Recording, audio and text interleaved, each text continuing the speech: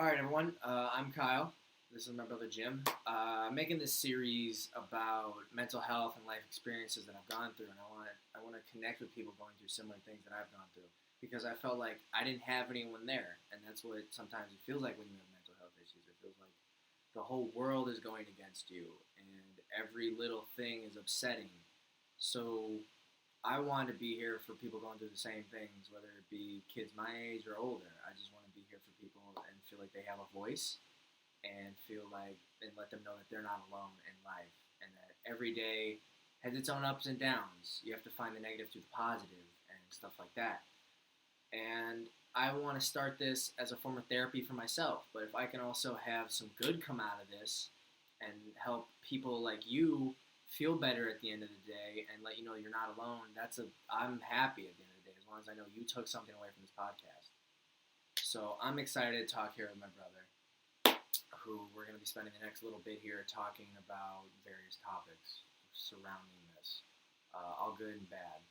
So a year ago, it's been over a year since I've been diagnosed with depression. I came over here with my brother a year ago before my actual diagnosis, and I was showing symptoms with him. And what's good about it, you need to find comfort in areas that you know can help you. Like with my brother, he keeps the mood light. It's never too serious. It's never too dark. We just laugh all the time. Like even before we started this, Buddy Boy over here thought it would be funny to bring up. We were making notes of the podcast, and I'm like, coming out with depression, and he thought it would be so funny to put coming out of the closet. And I was reading over my notes. I'm like, that's funny. That's real fucking funny. That's not the one. Real funny. What's not the one? No, just the note that I made. But I made sure I changed it. Oh shit! Worth it. Worth it. So, like I said, he keeps it light. So I needed that time with family. I came over to his house. I spent the weekend over here. It gets your mind off things. You need to look for things to keep your mind off from what you're going through.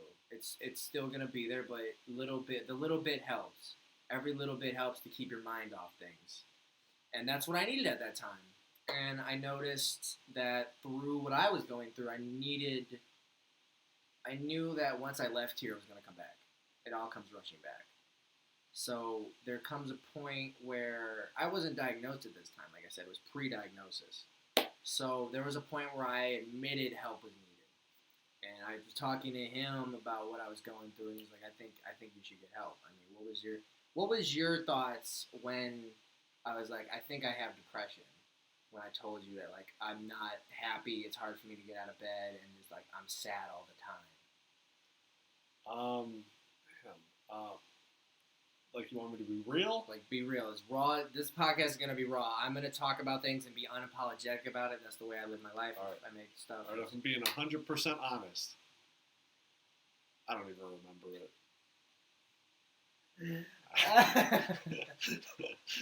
So it was a year ago? It was a year ago. Let's edit that out. No. I mean, obviously, I know a lot of people go through a lot of things, and it's always good to find things that'll help you. And some people just don't know what that is. Some people will find something that helps them, and it doesn't help another person. Yeah. But always trying to find something that could help you better yourself. I think that's something a lot of people will kind of skimp out on. Like they'll use things to distract themselves, and they think they're getting better. But like you were saying, you left here, and then everything just came rushing back at you. Yeah. Like distractions will help you for so long. Yeah. And but you definitely need to find something else than just a distraction. Yeah. So. Because I mean, like I said, I'd find things temporary. Like he's saying temporary things. Like I admitted that I was really sad around February of last year because I had just got out of a serious relationship. And leaving that relationship, I started partying. And did I have fun partying? Yeah, I did because I was hanging out with friends and we were partying. But once the party ends and the substances I was on ended, I admitted that help was needed because that was around like late August of when I was like maybe early September of when I'm like I'm not happy. This isn't happy. I'm not happy anymore. So I admitted I needed help, and I came over here and spent the weekend with him. And leaving, I said I need help. This isn't good for me because it all comes rushing back. So I went and I got diagnosed because I was afraid of if I don't get this looked at, I wouldn't be here today. Those thoughts ran through my head a lot. Thoughts of, thoughts of suicide ran through my head, and I didn't want that. I still don't want that to this day. Granted, those thoughts will pop up every now and then. I try not to. I don't act on them. I've never acted on all of them.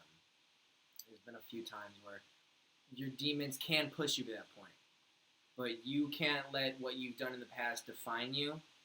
And that's what I'm trying to do here. I don't want this podcast to you have pity on me. I want you to learn from the stuff I did or the shit I did, and learn that you got to do what's healthy for you. Don't act on those initial urges. Think things through, and you can only get better from there.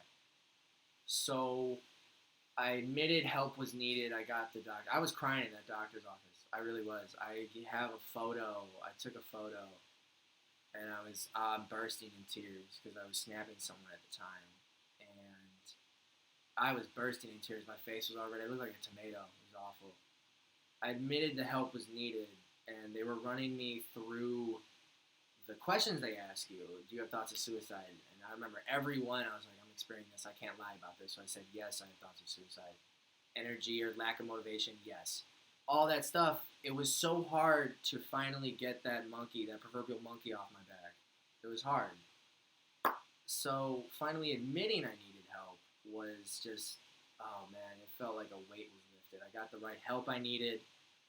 I put me on medication. I didn't like the way the medication made me feel, but I did it because it helped suppress things. And then after a while, I said, I want to get off the meds because I think I'm at a good place. Because I found, when I came out to my friends and family about, hey, I have depression, like this is a real thing now. I suffer from a mental illness.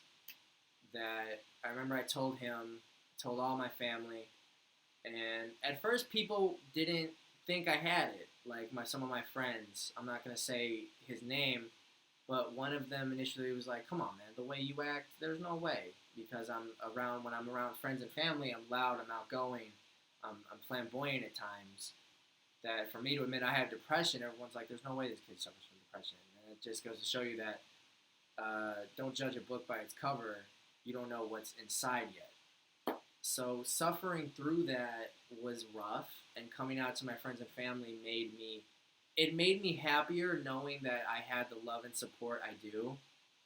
And a lot of people give me props for admitting I need help, and I don't necessarily want props for it. It's just something I needed to do. I shouldn't be thanked or like, oh, good job, or stuff like that. I just don't need that.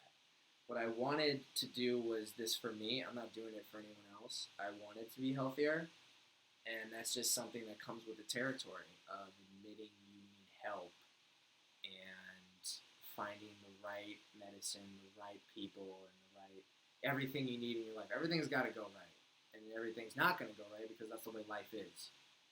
But getting the right help is the most important thing about dealing with a mental illness. And I know people that have gone through terrible things, and they suffer from the same thing I am, and we talk, and I hope to one day get those people on the podcast in some shape or form.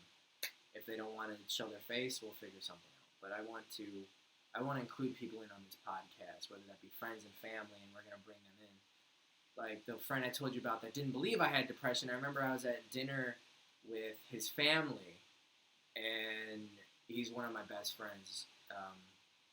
And I initially told them, I'm like, hey, I want you guys to know what I've been going through lately. And I told him, and Robbie, oh, hey, Robbie, we're going to edit that shit out. he told me, he's like, come on, you're fucking with me. And he made a joke about it, and his parents could tell that I was being serious. And he's like, hey, he's being serious. Listen to him. And that was so uplifting. He's like, I'm sorry, man. I didn't know. He's like, it's fine. I'm telling you now, so that way you know from now on. And just getting help is important. I know people in our family suffer with it. A lot of people suffer with it, and it's kind of taboo to talk about it, which I don't really care. I'm not afraid to push the envelope of what's okay and what's not okay to talk about. As long as it's helping people and healing with people, that is the main goal of this podcast. That is the main goal. Like, I've been through a lot in my life. My parents were divorced my parents got divorced at a very young age, so that helped shape me who I am. Mine too. Yeah. We were also divorced at a very young age. Our dad has a history going. But yeah, no, but I want to maybe kids listening to this will hear that their parents are going through a divorce and how I can help them going through that. Or if people are trying to get diagnosed for depression or mental health illness and they're not sure how to do it, like they're afraid to take that jump. What I noticed about me taking that jump was I was afraid that me giving my past as a hockey player, people are going to be like, oh, he's a big, tough hockey player. They don't get depression. Yeah, they do. They do. Like that. There are many faces. Yeah. There's many faces of depression. So it's something that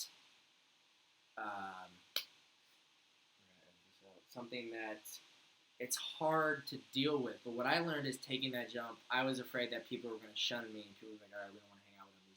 I've got nothing but love and acceptance and support from me taking that jump. Like, it's so uplifting to get the right help you need and to know that there are people in your corner fighting with you. Like my mom, I have a semicolon tattoo right here on my wrist. For those of you who don't know, it's a tattoo to symbolize if you've had a suicide attempt, your story could have ended there. Like the way a semicolon, your sentence could have ended there, but it keeps going because you have the strength to keep going. Like my mom wants to get a semicolon tattoo with me somewhere. She said she'd do it, and Dad said he would do it. Dad. So both my parents have supported me throughout this, and they understand that some days are better than others. So with time, I want to include them on this podcast and what they thought I was going through and just what was going through their head and how they wanted to handle it. So, yeah, that's the goal for this right now. What I've known is every day has its ups and downs. With what I was going through, I overthink a lot. So with the depression, and I'm gonna just be honest, there's days where I have self-hatred. A lot of self-hatred. So when I talk about things or when I talk to people, I'm afraid that they just see the flaws in talking to me, and they're like, we don't want anything to do with this fucking guy. Like there'll be times where I hang out with my friends nowadays, and I think that you better enjoy it while it lasts, because sooner or later they will cut you out. Sooner or later they will leave you. And that's not the case. That's just the way my mind works. I don't know why it's like that, but every day has its ups and downs. You have to find the positive. Because when I'm around my friends, I'm happy-go-lucky, but as soon as I leave them, I kind of get the euphoria kind of just decreases, and I'm sad again. But knowing that your friends are there, they support you, they love you, is a big thing. So finding, positivity with negatives, I trace back to my early signs of depression was my senior year of hockey. You got a guy that his coach groomed him his junior year, telling him that, oh, you're going to be a key role next year. And then he doesn't play me. He doesn't play me. He won't tell me why he won't play me, stuff like that. And then you have my assistant coach comes up to me and he's like, I want you to play for me next year. I'm like, I'm a senior. I can't do that. You know how high school works, right? And with time, I was hesitant. He's like, no, I'm starting a team next year at college. And I want you to play for me. I'll sign you. And I went to the tryout. I did good. He's like, I can't lose you. I'm signing you right now. And he signed me right there. And I remember he told me, he's like, I can't lose you. You're too valuable a piece. I know what happened last year with the coach. He wasn't using you like he should, and I was one of your biggest advocates. You should have been out there. You could have helped us win more games, but he wouldn't play you. And I never got why, but just to know that he has the faith in me to sign me and have me play at a college level is important. So you have to look at the negatives. You look at the negatives, and you have to find the positives. So with that, and then even with my new teammates, I told them that the ones I'm close with, like, hey, I suffer from this, and he's like, I know how you feel. I go through the same thing. So it's important to tell people what you're going through because I don't want them to think of my behavior as this guy's crazy. I don't need that. No one needs that. But they do nothing but support me through it. Like they hang out with me more than my teammates in high school did, which is just these college guys I've only known for a little bit. And they hang out with me more than anyone's ever hung out with me in high school except from a buddy of mine. So with that, look through the positives, find the positives. Yeah, I think that's the good rundown of this podcast. This is just the groundwork. All right. Yeah. So thanks for listening. Do you have anything you want to go ahead? But I talked for like 15 minutes straight. I guess I kind of said what I really wanted to get out there at the start.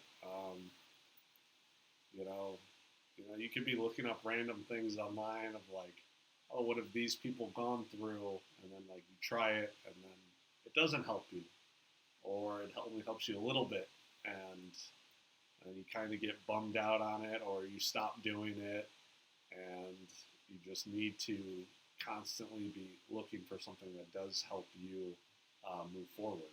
So, and it's definitely a whole lot easier when you have people. But if you don't, like, you just can't lose faith in it. I mean, there's something out there. Yeah. You don't want to give in to what you're going through. Like if you have suicidal thoughts, don't give in to them because things are looking rough right now. I've been there. I've attempted it 3 different times. I know it gets dark. Your demons do come out. It gets dark. I've been there. Don't give into it because at that point I was at a lowest of lows, and now I'm at the highest of highs right now. So with this depression thing, you have to find confidence. Sometimes people don't have confidence in themselves. I was able to find confidence in myself through different interests and hobbies. Like I love fashion. Through fashion, I was able to find confidence in what I was wearing, and that reflected into overall confidence about myself. And my friends give me confidence, knowing that they have my back. That's a big confidence boost. And finding, like I said, find different outlets. You have to find outlets that work for you. Like most people, fashion is not an outlet for them. They just wear whatever the hell they want, and I respect people for that. Because it's kind of a curse to have somewhat of a fashion sense because you worry your mind, does this look good? Does this not look good? And it's bad. Like I know I've made people upset with how much I pick at myself, like my hair. My hair has to be perfect, and it's probably going to drive me insane looking through this podcast later on. It's going to drive me insane. Like, why did I do my hair like that? So I have to find little ticks that make me feel good about myself, like fashion. I'm just wearing a plain old vintage t-shirt right now. But the jewelry, stuff like that, you have to find little confidence boosts because the confidence is what you need to get through what you're going. Find confidence in your friends, your family, loved ones, etc. Find confidence in a hobby. Yeah, a hobby. Like some people like video gaming. My brother here has a YouTube channel called Hobbies and Happiness that him and his girlfriend run. Link in the description. Yeah, link in the description. I'll put it in there. So you have to find stuff like that. Find little things that get your mind off it. For me, I love to laugh. I love to have fun. So I'll go out and do stupid stuff with my friends because we're just a bunch of dumb boys doing dumb things. That's just the way it is. We make jokes, we laugh, we have a good time. We'll go out to dinner, we'll go out shopping, we'll do whatever the hell we want. We don't know. It's just like a spur in the moment thing. But find confidence within yourself. If you can't, find hobbies. Like I myself in my free time to get my mind off everything, I play video games. I play Red Dead Redemption 2. I play NHL. I play hockey. So I'm gonna play Chell. Like it's just stuff like that. Find confidence within yourself. Explore different things. Like for me personally, I find as I get older, I love music. And they say art often reflects life. So I'll look at art. I enjoy art. Just find hobbies to get your mind off things. Because your mind sometimes is your own worst enemy. You yourself are your own worst enemy. I can't tell you how many times I've said awful things about myself and then later on I love myself. Find confidence with yourself. If not, like I said, find interests, hobbies. Like, what else do you do? Like, you what? Play guitar? Oh yeah, I've been playing music since eighth grade. I first started playing guitar. Guitar Hero got me into guitar. Can't tell you how many times you whooped my ass. I can't tell you how many times I whoops everyone's ass in Yeah. Guitar Hero. I played. I recently picked up bass like 2 years ago. I mean, there's not much of a difference for like all the string instruments. That I dabble a little bit on piano. Yeah, I Freddie play. Mercury out here. Yeah, I play a little bit, but I haven't really been playing too much lately. Yeah. I mean, even with all this like COVID stuff, I've noticed since COVID was hit, it's more time spent inside. Yeah. And like with this whole COVID thing and the lockdown, it's a really bad time for people with mental health issues. So while this lasts, You're just inside. yeah, just being inside your house in You're general just is like, what am I gonna do? Nothing today. I guess I'm gonna sit on the couch and just think about stuff. yeah, and that's which like is the not a good idea. that is the worst thing you can do. You don't want to be all up in your head. Yeah, you don't. You have to find outlets and ways to get out of your own head, like I said. Yeah. So I'm hoping with this podcast I can help people get through what they're going through, even if you're trapped inside a house or quarantined. You know, get your mind out of your own head. Just get out of your own head. That's the best thing you can do. Escape yourself. Escape yourself from what you're going through. Find a random forum to talk to people. Yeah. I mean, I've never done that, but then again, I just Jamie talk. does. Jamie does? I didn't know Jamie does. Yeah. She's like, oh yeah, these random forums I go on. I'm like, of course you still go on these forums. She's like, third Reddit. Yeah, I don't know. It's Goes not on even. Reddit? It's not even like subreddits. It's just like, oh, whatever.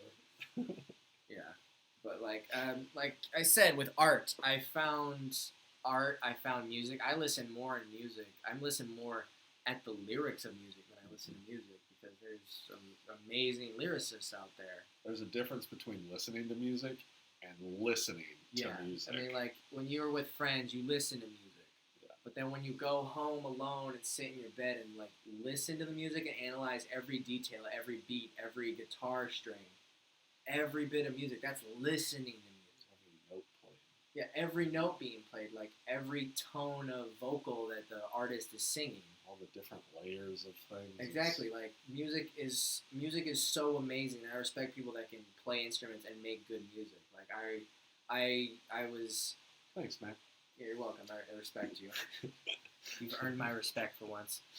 No, I'm kidding. But you know, like for me, when I was going through my depression, I really listened to Kanye West. And I know he's like, everyone's like, he's crazy nowadays, but I really have to. Didn't he win the presidency? Yeah, he won the presidency. Right, cool. That's why Nevada won't tell us who won. They're just like, I don't know how to tell him Kanye won. But no, with his music, is he said himself, he's like, if you listen to my music, you're not a fan of Kanye West. You're a fan of yourself, because I want my music to be the code for self-esteem. I want my music to build you up. And I noticed with a few of his songs, he sounds egotistical, but that's what he wants. He wants his music to sound egotistical, because for me, I found confidence in some of his music. Like, in one lyric he has, you should be grateful a guy like me even noticed you. Because I was going through heartbreak, you want me to be honest? That's one of the big reasons why I was depressed. I was going through heartbreak. I don't think I've heard that song. I'll play it for you. It's called the Blame Game by Kanye West. So, like I said, find things that get you out of your own mind. Music, fashion, art, sneakers. I'm a big sneakerhead. I spend a lot of money on shoes, and I'm not apologizing for it ever. I will never apologize for it. I wear jewelry. I play way too much with my hair. I dye my hair way too much. My hair's dead at this point. So, you know, with that. Dude, I own like 3 pairs of shoes. Yeah, I know. Kind of a big deal. Yeah, big deal. The real deal. Seeing how I only ever had like 1 pair of shoes in my entire life. This guy wore a pair of shoes. They were a pair of Tony Hawk skateboard shoes for like 8 years. 7 years. Is it 7? I still have them. They're at my mom's. He had these shoes for 7 years. Yeah. It got so bad at one point you could see his like sock, like his toes, Yeah. at the front of his foot, and you're like, dude, you need new shoes. And he had those Oh, until those were my Vans before. really. Yeah, the Vans. There was a hole at the front that I could stick my foot in or my toe through, and then it eventually is at your aunts and uncle Mike and Mary's. Yeah. At one of their parties, the whole sole just like floop. It just like I was running and the whole damn thing just took a poop. Oh man, that's where I'm not like that at all. My shoes have to be like. I'm a sneakerhead. I have Yeezys. I have Jordans. I have stuff like that. I have the higher, the upper echelon of sneakers. But I applaud people like him that can just wear one pair of shoes. I bug out way too much about fashion. I wear things that most men would probably not wear. So with stuff like that, it's just I enjoy it. Most people don't. People make fun of me for it. But like I said, don't listen to what people have to say about you. Because I found for a majority of my life, I found living up to other people's expectations and what people expect out of me, that's not healthy. And that's why I have a pierced ear now and I dye my hair because I was so used to living up to people's expectations. That's not healthy for you. A wise person once said, "Fuck them." Fuck them. Fuck them. That's what I found myself doing. When I got diagnosed, I said, I don't want to live up to people's expectations anymore. I want to be who I am. So this is who I am now. I enjoy what I'm doing. I love my life now. I'm happier than I've ever been. And I want to continue to be more happy as time goes along. And I want to, you never really beat depression because every now and then you'll have a flare-up. But if you can reduce the amount of flare-ups and how you feel with, it takes time. It's not an overnight change. That's not the way this works. With time, things get better. You have to find the interest, the right people, the help. Get the help you need to help you get through these dark times. Yeah, everyone's battle is different. Like, I can't tell you, like, oh, if you find fashion cool, you're going to be more confident. No, it's a gradual, it takes time. So look at the positives in the negatives. Find things that interest you and hobbies. So that's the genuine way how I feel about this. So it takes time. It's not a gradual change. So like I said, it is a gradual change. It's not a drastic change. Yeah, it's not a drastic change, but it's gradual. Every little bit helps. Like find music that interests you. Listen to new music artists. I find myself listening to more music nowadays than I've ever listened in my life. Which is kind of crazy because when I was a little kid, I only listened to music in the cars. I could just play video games with no music going at all. I still play with no music. Well, yeah, you stream. Oh, yeah. Yeah, he streams on, like I said, his Hobbies and Happiness YouTube channel, which will be linked in the bio. But other than that, this has been a great talk. This is going to be the little baby of it. And then from here on out, he's going to help me get it set up. And we're gonna keep it going. Maybe when I do these by myself, they're gonna be longer. I'm telling you right now. They're looking maybe an hour. Maybe they might be hours long. Who knows? But as time goes on, I'm gonna add more people in my life, my friends, family, parents, etc. So anyone in my life that has played an important role in my recovery and how they handled me and how they proceeded around me or how they acted and stuff like that, how they helped me. Bottom line. Let me just say that. So, I hope you enjoyed. I hope you come back again. If not, I hope you could take something away from this podcast. And let's go from there. And yeah, you got anything to say? That's pretty much it. All right. Thanks for tuning in.